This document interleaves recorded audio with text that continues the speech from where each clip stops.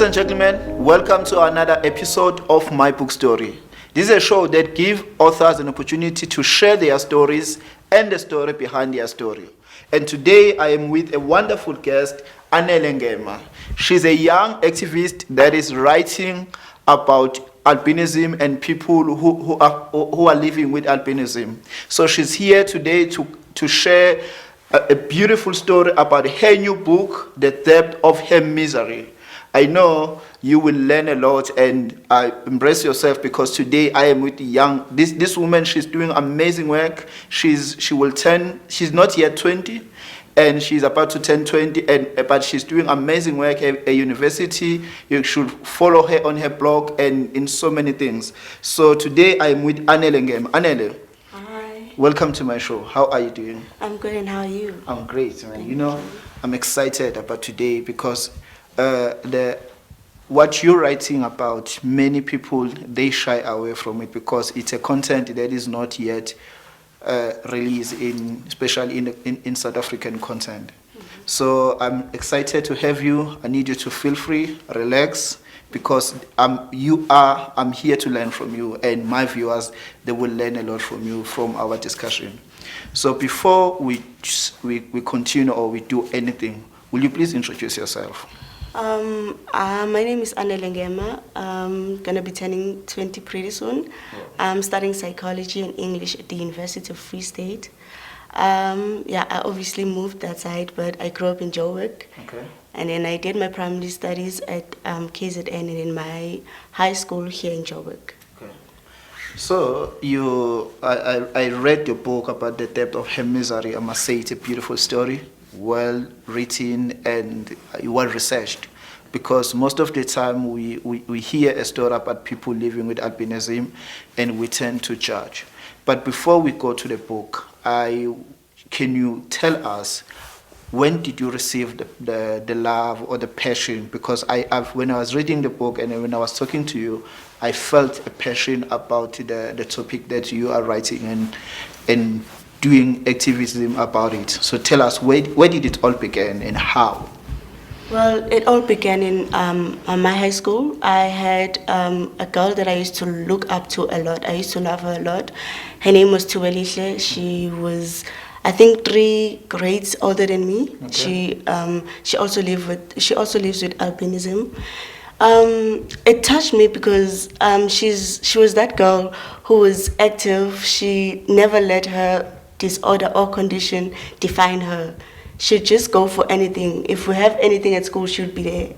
So as I used to love her like that, we used to obviously stand, because my school is a building. Okay. So during break time, we'd stand by the steps and then we look at the people as they pass. So every time she passed by, I'd hear people gossiping about her. Be like, why is she in this school? Why is she not in the school where people like her should be? And it quite touched me, because I don't understand. For me, I always felt like we are all the same, regardless of our skin color.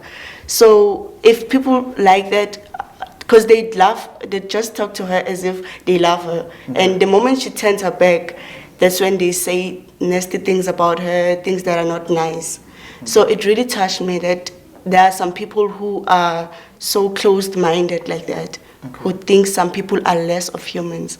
Whilst we're all the same. Yeah, and I can see where you draw your passion for. But can you give us a summary of the book? Like, why, like the title, The Depth of Her Misery. Mm-hmm. Why such a title, and what are you trying to drive through by this title? Okay, well, the title, The Depth of Her Misery, it's basically it's showing the misery or the depth that people living, the challenges and the struggles that people living with albinism or people who live with disorders similar to albinism face daily. Mm. Yes, you may see them going out there, but you don't know their story. You don't know what they go through. Mm. So the depth of her misery, it's basically showing what the lady I wrote about goes through, what Nokuthula is about, what made her. Okay. So, and there's something that I've read on the book, and I want you to share with my viewers about. There is another condition that people usually confuse it with albinism. Can you share more, educate us on that? Okay, so in my book, the girl that tells us a story about albinism is not an albino. She is actually a person living with leukopenia. Okay. So leukopenia is actually a disorder where there is a loss of pigment in the skin, but it's not the complete loss of melanin like albinism. So that's the difference. Albino people live with the complete absence of melanin, which also affects their eyes and their hair. That's why you find them having yellow or reddish hair or brown hair. But with her, it's only her skin that is affected, but her eyes are normal, her hair is normal. Okay. But still people think that she is an albino because of her skin color. So it's not about the skin color, but about how it affects her. Okay. And we will still go to deep into the book. And there's something that you even mentioned on the book about 5 different kind of albinism. Can you share more on that too? Okay, so there are 5 different types of albinism. We have ocular albinism, we have oculocutaneous albinism, we have Griscelli syndrome, which is also part of albinism, and then we have Hermann-Stich syndrome, which is also part of albinism, and then we have Chediak. It is also a part of albinism.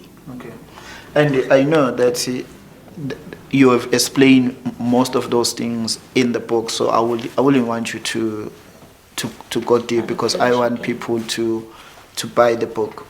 But there's something that I want us to check again, because people who live in albinism, it's not only about how they look. There are many challenges that they are facing. And let's look at Noctula, the character that you use on your book. There is a time where she felt low self-esteem, she had like suicidal thoughts. And and I want you to share a little bit about the man, because after her mom died, like an uncle took her. I want you to share a little bit about him and the way she treated her. Okay, so she also introduces her as a weird person. Okay. So throughout the story, Uncle is just that person that does not want to be argued with. When he says something, that something must be done. He's a detector. Yeah, he's more like a detector. So I'd say Uncle's character is really dodgy because he pretends to love the kids when he's around, but when he's outside, he has dodgy phone calls, dodgy meetings, and stuff like that. So yeah, Uncle's character is really, really dodgy, but at the same time, he is the one that reveals or brings about the challenges that they face, because he is the one that firstly mistreats them and discriminates them whilst he lives with them. He tells them not to go outside, they shouldn't be seen by anybody because they do not deserve to be seen by anybody. He ends up at some point raping the older sister, which is the protagonist of the story, because he thinks he can cure HIV and AIDS. And then he also just beats them up, and then he also believes that they are kind of like ghost people. Okay. Yeah. And then on the story, I want us to go there, because when there are so many myths that goes with that, like if people they say if you sleep with an albino, they will cure AIDS, and then people are using their body parts for rituals for making money. Based on the research that you did while you were writing the book, is any of this meant true, or it's something that people are just making up? No, it is not true, because I actually do ask around. So I didn't just do research based on technology. I also went out there and asked people how they feel about it. I also even asked people living with albinism itself. Do they think these are real? Because I, for one, believe they're not real. Because if they were true, I feel like we'd all be rich by now. Yeah. Because we'd be using them, and then if they are true, I don't think anybody would even have HIV and AIDS at this point, and we'd all have money because we'd be selling their body parts. Yeah. So, and again, there is the point where about the girl that inspired you. in your high school. Yeah, And then to Belihle, yeah. And then you shared about that days. She said, you said when we were discussing, behind the scene, that her mother disappeared. Yes. And I know that is part of the myth, but I want you to speak about the motivation that you got after realizing that there are people who just disappear because of, Okay, I'd say it touched me and it motivated me, because if somebody disappears, I feel like it is our responsibility as a whole to look for that person. So now, because her mother was an albino, she's supposed to disappear and no one even bothered to look for her, you know? So it shows how people turn a blind eye to such things. Because if it was just a basic person, I'd say probably a celebrity missing, everyone would be up and down looking for that person. But because she is not, people turned a blind eye on that, and it really touched me. And when she was sharing that story, how did you sense any pain or any? Can you explain that? Well, obviously she didn't cry or anything like that, but you could hear from her tone, from the way she said it, that it really it touched her. It's something that she was pain. No, that's what touched me about her. She was not afraid of herself, but she was pained by her past, about what happened to her mother. But she still went on. She was there. She was brave. She was standing up for herself. Yeah. Okay, because there's another thing that I want us to touch again. Because as I said earlier, these people they are not being discriminated by how they look, because like even the uncle ish, when he's telling them don't go out because people they don't have to see you, even when looking at her younger sister being discriminated in high school, there is something that is going around in media today where people they're committing suicide because of depression. When you are doing your research, do you think what we are doing, what other people are doing to people living with albinism, contributed to them feeling depressed and them? Yeah, and can you share that? Like, can you share that and your advice as an activist for people living with albinism? What can you say and what can you teach people who are not living with albinism? Okay, as a psychology student, yes, we look at such issues like depression, what causes depression, and things like that.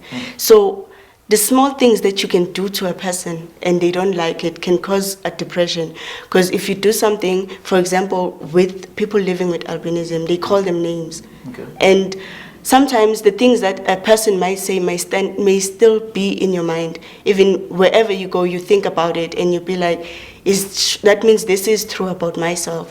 That means this is what I am. Because people tend to believe the bad things that you say about them instead of the good things that you say about them. Right. So I think that is what causes depression at the end. And then they feel like they are not worthy. And then that's why they want to kill themselves and commit suicides.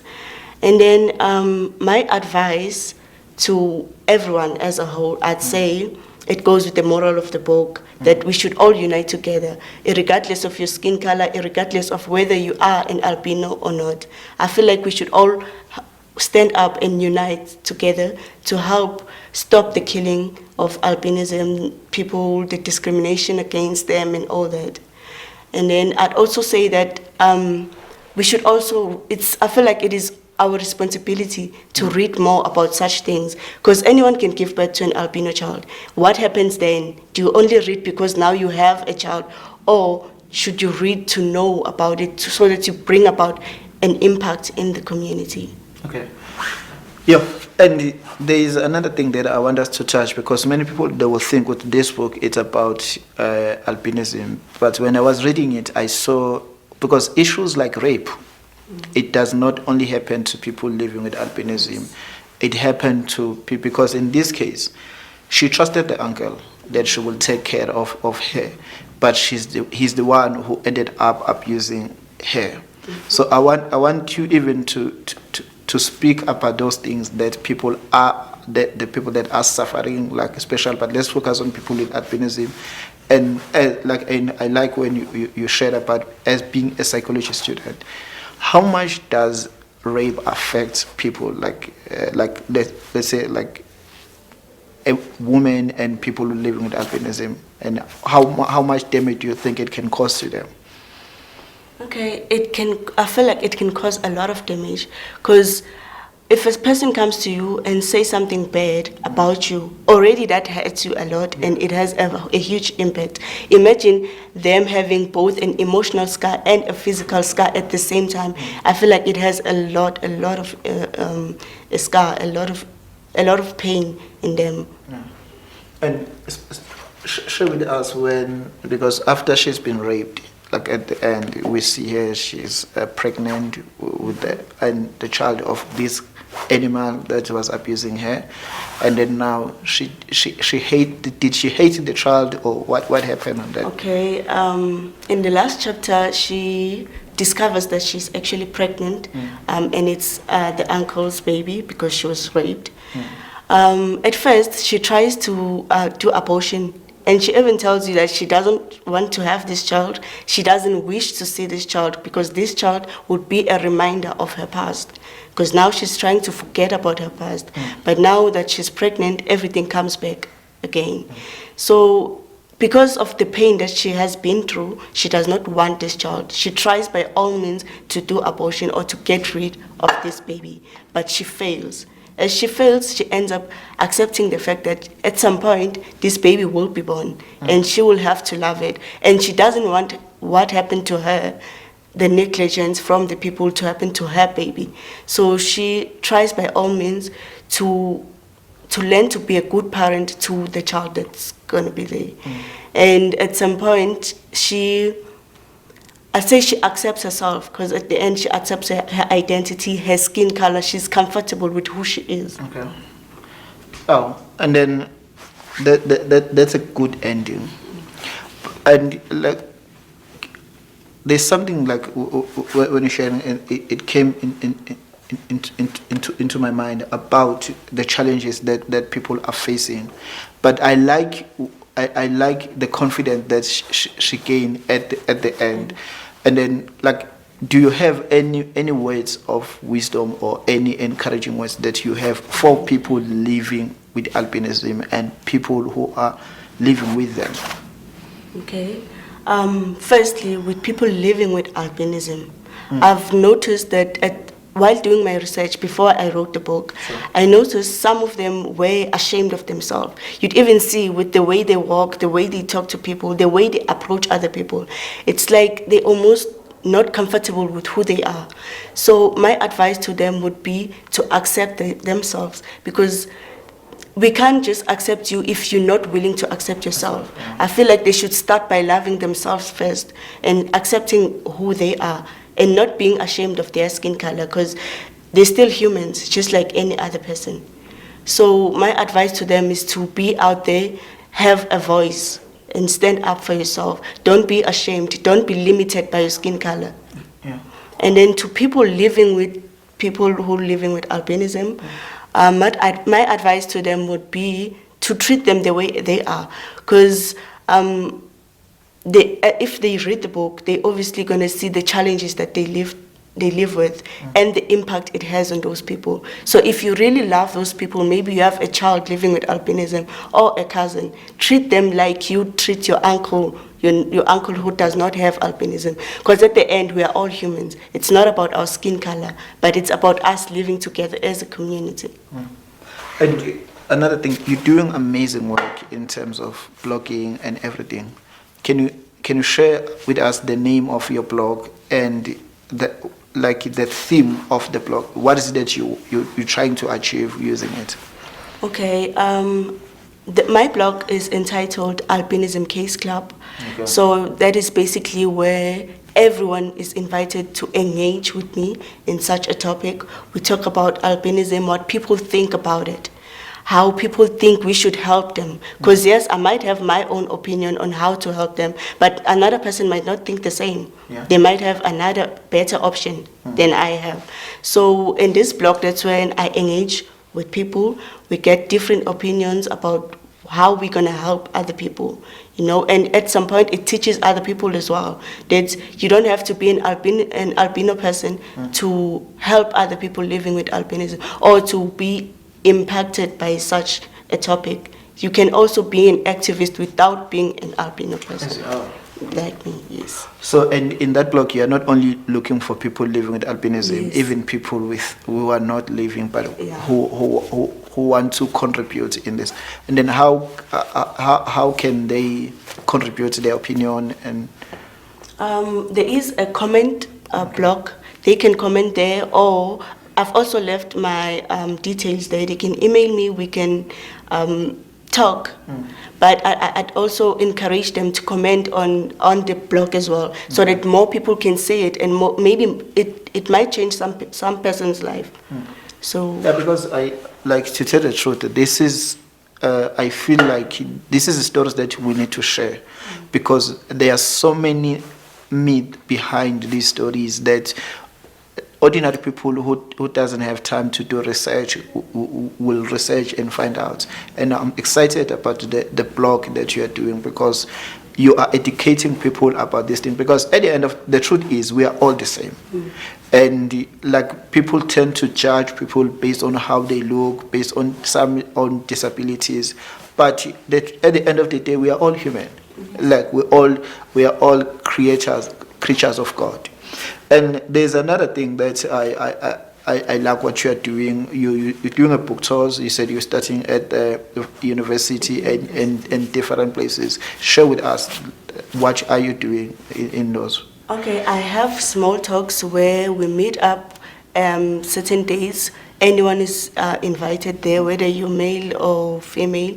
We sit down, we talk about such a topic, how we feel about it, how we think we should help other people living with albinism and other disorders like leukopenia and vitiligo. We speak about such things.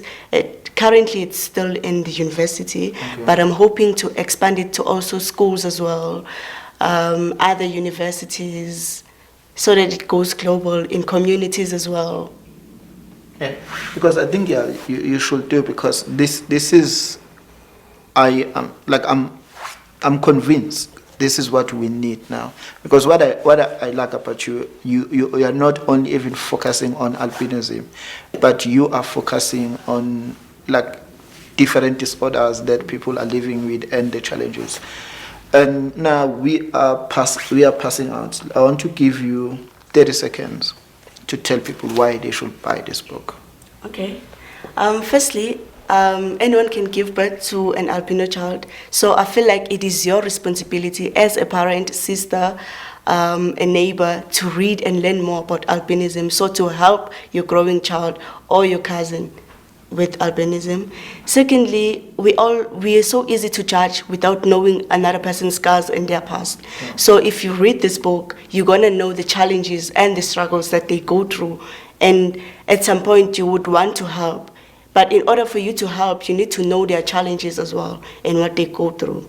And then thirdly, the book has a personal touch that may help you or the reader go through their challenges, as it gives advice, motivations, and guidelines on how to deal with certain situations.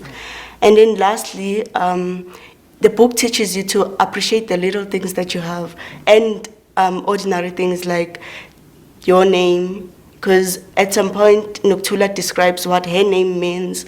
She appreciates everything that they do for her because she is not privileged. Yes. Wow, that's mouthful. And if people want to book you for speaking engagements, for talks, if they want to host you in their churches, their schools, in their universities, how can you share with them how they contact you and your social media handles? Okay, they can contact me on my email address, which is angema.ah17@gmail.com. That is angema.ah17@gmail.com. And then my social media handles are on Facebook, I'm Anele Ngema. Okay. And then on Instagram, I'm Anele Ani, that is ANELEANEIGH. And then I also have my WhatsApp numbers. It's 072 333 7507. But that's for bookings, man. Yes. Okay, guys, we had a wonderful show today. I was sitting with the young Anele Ngema. She's doing amazing work. She's changing lives. And I would like to tell you guys that this is one of the books that I think everyone should read. And I want you guys to invite her. If you're having a church gathering, if you're having a school gathering or universities, as she said, she's doing tours, going around different places, holding this talk. Her talk are not only about albinism, but it's about different cases. She's a young psychologist that she's passionate about things. She's passionate about building her community. Okay, guys, we are signing out again. As I keep on telling you that in this show, we're only bringing the best people who are doing amazing work, and she's one of those people who's doing amazing work. Remember, we are always here on every Wednesday, 9 o'clock. Global Conference TV. We're sharing stories that are changing life. The name of the show is My Book Story, and today we had a book story of Anele Ngema. Signing out till we meet again next time. Thank you. Bye.